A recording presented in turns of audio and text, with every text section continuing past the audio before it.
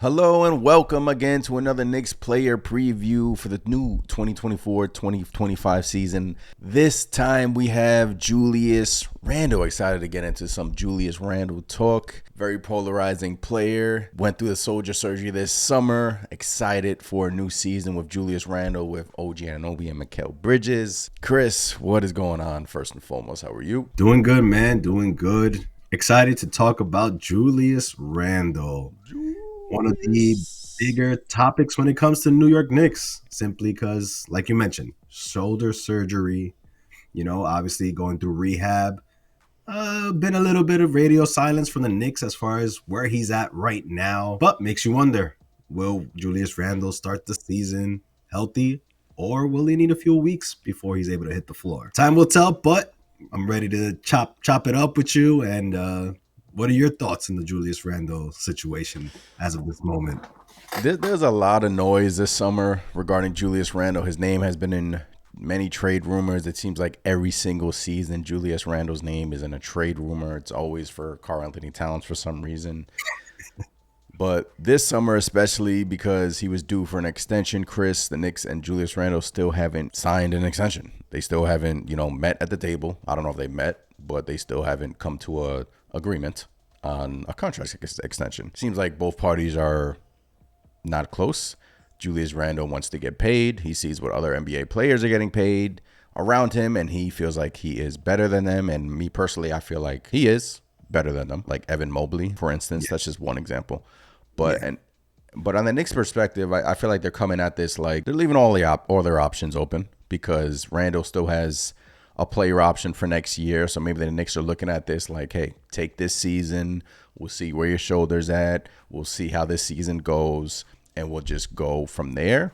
Or the other option is for Julius Randle to pick up his player option, wait another year with the New York Knicks, or if the Knicks decide to trade him or not, I don't know. It's just a waiting game right now, but it seems like his name has kind of been the talk of the town in terms of rumors. There was a tweeted picture that his jersey wasn't being sold in MSG. That was later debunked, and Julius Randle responded with some cryptic messages on Instagram. So we're like, is Julius Randle happy? Does he want to be here? I don't know. It's a lot of stuff regarding Julius Randle. Luckily, I think that was just tongue in cheek from Julius Randle, kind of just poking fun at the situation whatsoever. But yes, don't want to read into that. And, I think Julius Randle is fine. Obviously, he would love a contract extension, because who doesn't want to make more money? And it's just weird when it comes to Julius Randle, right? You look at his stats, and he's a guy that's comparable to guys like, he's up there with Jokic, and who else would you put up there as far as the production you're getting from Julius Randle? There's probably maybe one other person that does not come into my mind, but Julius Randle is like maybe a top Giannis. 5. That's exactly not comparing the players, but in terms of impact. In terms of production, somebody who's giving you 25, 10, and 6 times 5. So for whatever reason, I almost feel like the league just doesn't respect him or value him the way that he should be. And obviously he's had some issues off the court or just with thumbs down type of scenarios, but.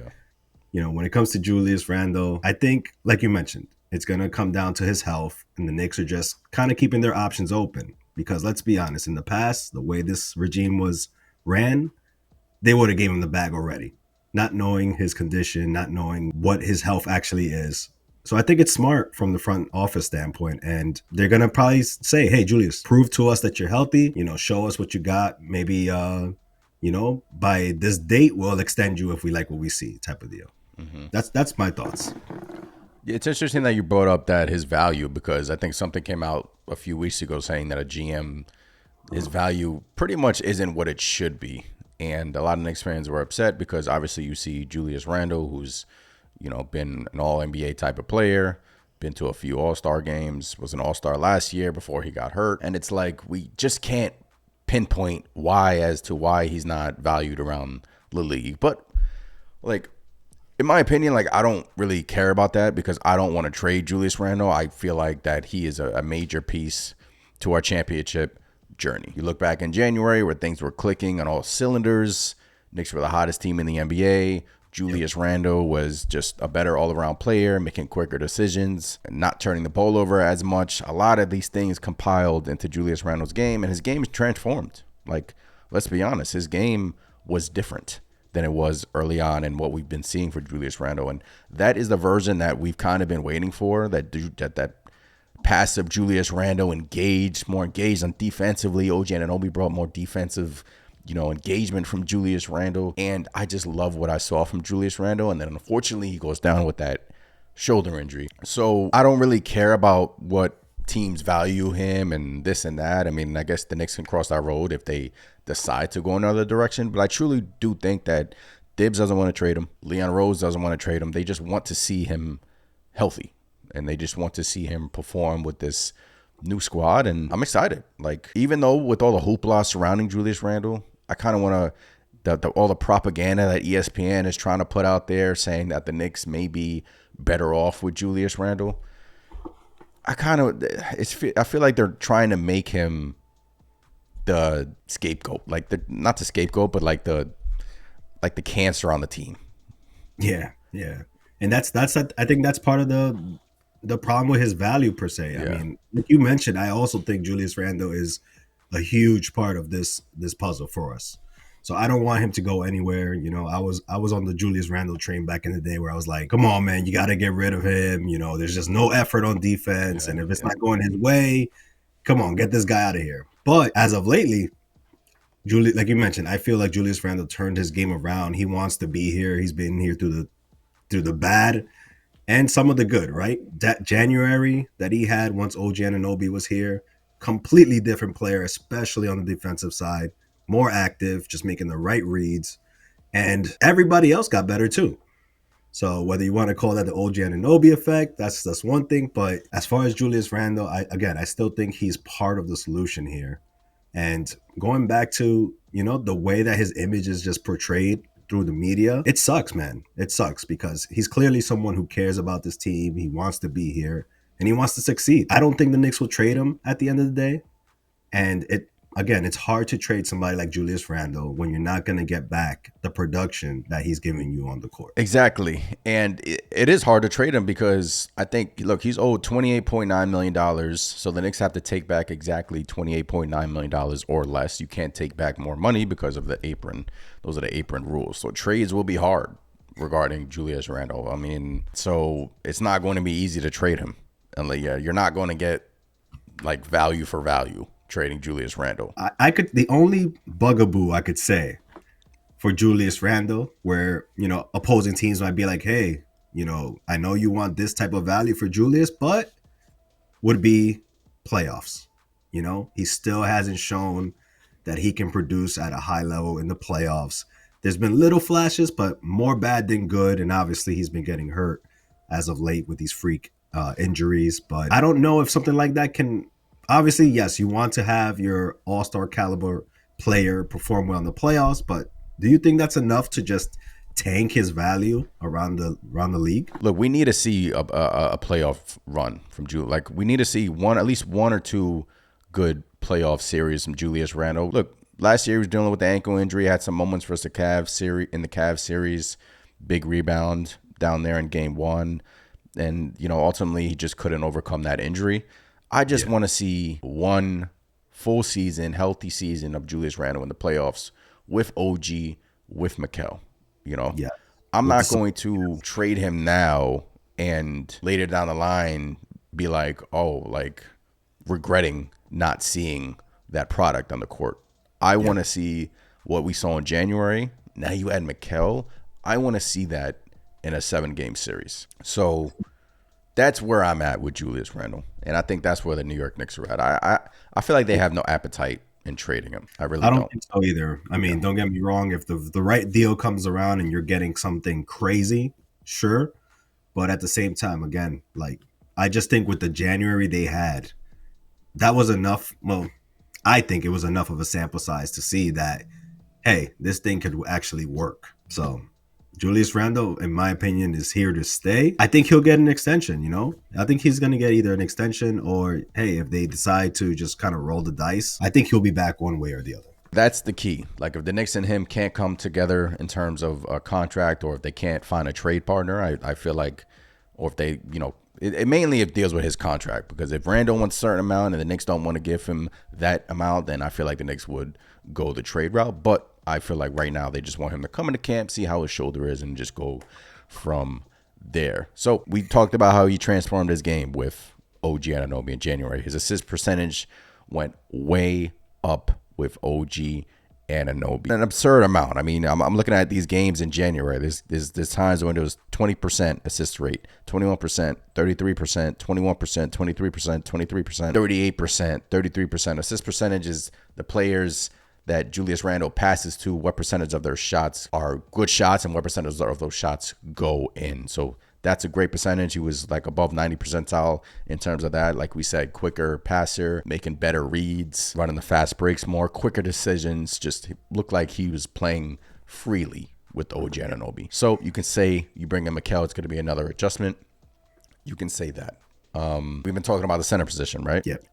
What will happen regarding the backup center position? Well, Tom Thibodeau spoke with the reporter, I think last week, and the reporter asked him, how do you simply replace Isaiah Hartenstein? And Tom Thibodeau hinted, Chris, that he may just do that in playing Julius Randle at the center position for 10 to 15 minutes a game. And a lot of Knicks fans were happy regarding that answer. What do you say to that? It makes me wonder if it's a smart decision, simply because, again, his health, his shoulder, you're down in the paint, you're banging with these 7-footers, and whatnot. I don't know if it's the best step to take, but do I like it? Just from an overall, like, if Julius Randle is actually completely healthy, and there's no risk of re-injury early, yeah, that would be an awesome small ball lineup, in my opinion, because you would counteract those bigs with Julius Randle, who can space the floor a bit. Then you have OG Anunoby, I'm assuming Mikal Bridges, Dante DiVincenzo, Jalen Brunson. I mean, sounds good to me, man. That sounds like, choose your poison. I like it, but kind of puts Julius Randle in harm's way, in my opinion. Yeah, I never really thought of it like that. That's a good point, though. I mean, the way I look at it is he's probably going to be guarding, like when he backs up Mitchell Robinson, he's probably going to be guarding the backups, and the backups will probably have to be guarding him on the offensive end. So I feel like those are the way the Knicks are looking at it. Like Randle will probably be one of the first people subbed out. Then when the opposing center gets subbed out, maybe then is when you sub Julius Randle in and you pair him with a bunch of shooters. Knicks only tried it a handful of times last year. And I feel like now that we have OG and Mikal, we can do that. But like you said, it comes with risk, coming off that shoulder surgery. What if he gets matched up with a big body center down there? And I feel like Tom Thibodeau will yank him in that point, in that situation. But yeah, I mean, it just comes with risk in doing that. But I'm excited watching that. Yeah. So yeah, I would love to see it. I would love to see it. And I'm sure that being concerned with Julius in the paint, I'm sure the Knicks would have some sort of like, hey, don't just go and try to bully this guy or something like that, or re-aggravate your shoulder. But yeah, I also think back to, basketball in general. When you're out there, everything just goes out the window. You're playing ball. So to have to tell Julius to kind of limit himself, especially if he's putting in the defensive effort, that's going to be tough, in my opinion. So here's the full quote from Thibodeau. He said, we'll probably have to do it by committee. We'll look at some different things because we have versatility. We could see Julius more at the 5. I don't want to do that for long stretches. It would take its toll, like Chris said. Yeah. But to have him do it for 10 or 15 minutes, I think he can do it well. He also would create a lot of offensive advantages. So a lot of offensive advantages with Julius Randle at the 5. He says that he doesn't want to do it in long stretches because it could take a toll on Julius Randle. I think that that's him saying that, Julius will be out there, or probably the backups on the other team. Once the other team goes to their traditional big, that's when you would see a healthy Mitchell Robinson come in, and then we just go from there. All in all, I'm excited for this season for Julius Randle. One thing that we have to note is we don't know his status in terms of his shoulder. Training camp is in a couple of weeks here, and I'm hoping that Julius Randle is a full go. We haven't heard anything yet. We haven't seen Julius Randle take it on contact. That's a major hurdle because we all know that Julius Randle re-injured that shoulder when he was trying to come back. So if we're all good on that front, then it's just more of what we've been seeing. I'm not concerned about his fit with Mikel because he fits seamlessly with OG. So I don't have concerns in Yeah. terms of him fitting with Mikel. Do you? No, no way. Yeah. And again, it harks back to Mikel's Phoenix days where he was playing alongside, other stars and was able to fill that role perfectly fine as a 3 and D wing. I think that's what we'll get from Mikel. And I don't see any issues, The way that it worked with OG and Anunoby, I see more of the same, if not better, with Mikel Bridges out there as well. Just more options for us. Yeah. Just more options for us. Just stay healthy. I mean, I truly do think this is going to be a big year for Julius Randle. I have that he's going to be an all-star again, but the trade talks are just not going to go away. And when you have like major media personalities like Brian Windhorst and I forgot who else, the Low Pod talking about the situation regarding Julius Randle, there's just a lot of stuff going on regarding Julius Randle that they're not too confident in. So I guess no contract yet. I mean, it's just a waiting game. But other than that, we can just take things for face value and just judge it on what we have right now. And that's hopefully a healthy Julius Randle. Yeah, absolutely. And again, although we're not getting much news and obviously no contract extension yet, I still think Julius Randle and the Knicks are in a good spot because you've heard it on the podcast that Julius Randle has been on in the past. And just speaking in general, he's like, hey, going back to last season's playoffs, he's like, I wish I was out there. It's unfinished business type of thing. The guys told me, hey, don't worry about it. We're gonna do this thing next year. So, he's still focused on the team. It's not like he's just, distancing himself away or just like, nah, if I don't get a contract, I won't be there. He wants to be here. He wants to be here and he wants to compete and he wants to bring a title to this city. So, I think something gets done personally. I'm pretty confident in that. But I just think it's a matter of how healthy are you? Let's see what you got. And then maybe it's just we got to tweak the parameters of your contract or something like that to protect themselves, the Knicks and Julius Randle. It's just, we just have to wait and see regarding that. I mean, I guess we can go to bold predictions. So it's bold prediction on Julius Randle this year. Julius Randle will be an all-star again for the New York Knicks. That is my bold prediction coming off the shoulder injury. I believe Julius Randle will average a career high in assists this year. I feel like his usage will stay the same. It's been hovering around like 30%. And I just feel like this is going to be a monster season for Julius Randle. I truly do feel that way because it's not a contract year. I mean, he can still pick up his player option. He's not going to be a free agent after this year. So it's not, one of those situations where usually the player balls out during his contract year. But I have a feeling Julius Randle is going to come hungry this season, and I can't wait. Another all NBA type of season loading. Yes, sir. So that's our stances on Julius Randle, man. He's very important to this Knicks team. I know a lot of Knicks fans out there, Chris, don't like him, and what I would have to say is he's a very valuable piece for us, and a lot of people take him for granted. They really do. So yeah, you gotta look at if you don't believe us, look at the stats, right? When it comes to Julius Randle, I know we say OG Anunoby came here and Julius Randle's game blossomed, but look, in the games without Julius Randle, OG Anunoby, 11.8 points, 4.1 assists. With Julius Randle, that went up to 15.6 points a game and 4.6 assists. So, again, trending upwards. So it just shows you the gravity that we have when Julius is out there, along with Brunson, along with OG Anunoby. You add Mikal Bridges to that. Again, I only see good things happening there.